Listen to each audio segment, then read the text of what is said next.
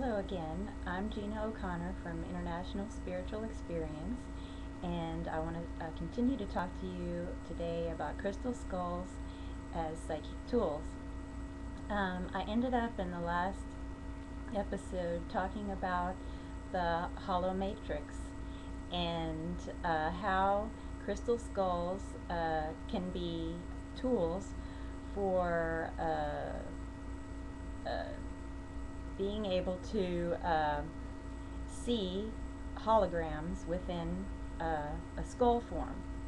Now, uh, before I ever knew anything about crystal skulls or had read about them, I went by my own experience. And I was very surprised one day when I had taken a photograph of one of my crystal skulls. This one here is an orchid quartz.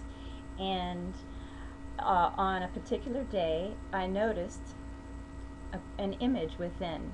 Now, I didn't see this image as something that I was looking into my own subconscious with, but it actually looked like there was a photograph right on top of the crystal skull, not within it. And what I was really surprised to see was the clarity of this. Later on, I found that people have talked about ancient crystal skulls and have stated that it's possible to see holograms within ancient crystal skulls. They didn't mention anything about modern contemporary crystal skulls like this one, and I'd never even read about it. This just happened to me one day.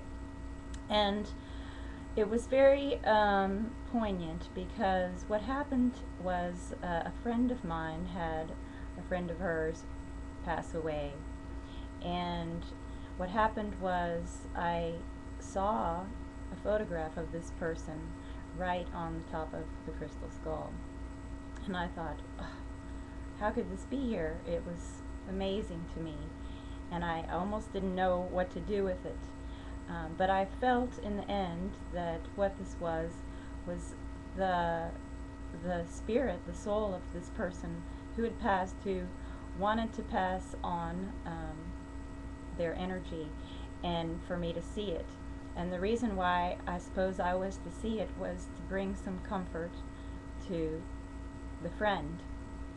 So I did pass on the information, and I hoped and believed that it was of comfort, but somehow there was an actual photograph on top of this crystal skull when in my photographs of it, and it didn't appear later on, and other people could see it, and I do still have that photograph. But how did it get there? Well, what I believe was his spirit, through some form of telepathy or process of transmission, soul transmission, he was able to project his energy onto this skull.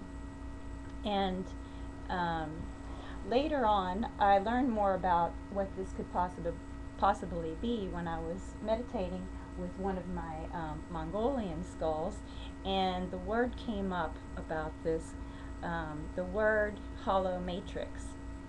And I was asking, how do crystal skulls, just any information about Mongolian skulls or whatever, and I heard this word, and it was hollow matrix. And what I realized was it's the combination of the word hologram and matrix. And what that came to me to understand it as was that a hologram, a picture, could be placed within or onto a crystal skull, and the way that it would get there is through a matrix system. And the matrix system represents the whole Earth grid and the lines of light and communication that go through the Earth's grid and even into other universes. That happens by by continual usage or thought transmission between people and guides and such, and this creates lines of light. It also happens to be on happens in energetic places on the world, and these create lines of light. So through these lines of light, um, these images can be projected between people, between souls, between times. Um, it's simply a transportation system for the holograms, and this is one way that the crystal skulls work on psychic levels, and you may notice this sometime in your own experience. Another form of this holomatrix usage might be between living people, individuals such as close friends or soul partners or whichever. And what happens is, well, you can actually help to make it happen. You can do a little experiment. You can, for instance, take a couple skulls, and you can just, like I have a couple here, so you don't have to have big ones.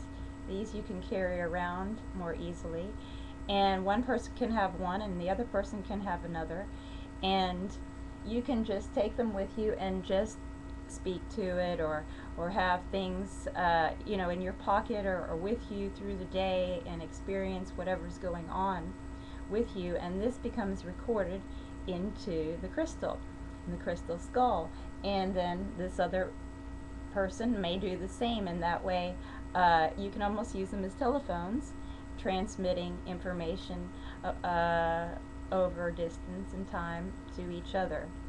And then if you want, you can switch them and perhaps feel the vibrations later on. You're actually purposely recording into the crystal for purposes of just connection.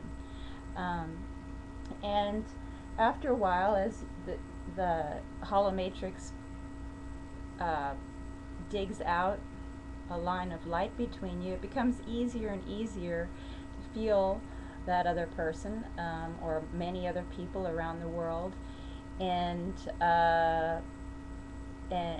you may find that it's very simple for you to have telepathic psychic communication in ways that you couldn't dream were possible. Many synchronicities, emotions, you may not even realize what that person is going through on a conscious level, and then it just pops into your mind, or you say something at the right time and right place, and so what is it's this telepathic bond going through the matrix of light.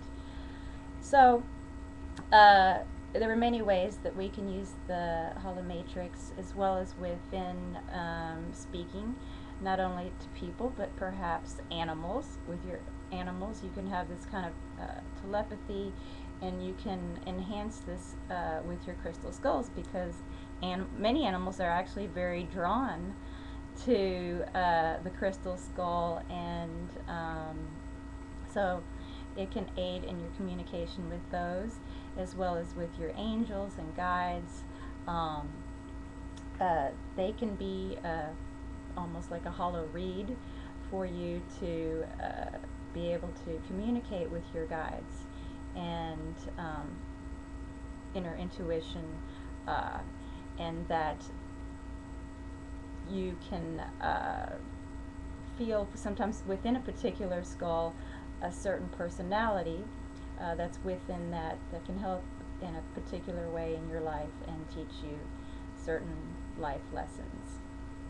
So I hope you enjoyed the second part of this episode, and many more will be coming in the future, and I wish you a wonderful day. And if you're interested in more things about crystal skulls, stay tuned, and also I have many workshops available here and around the world.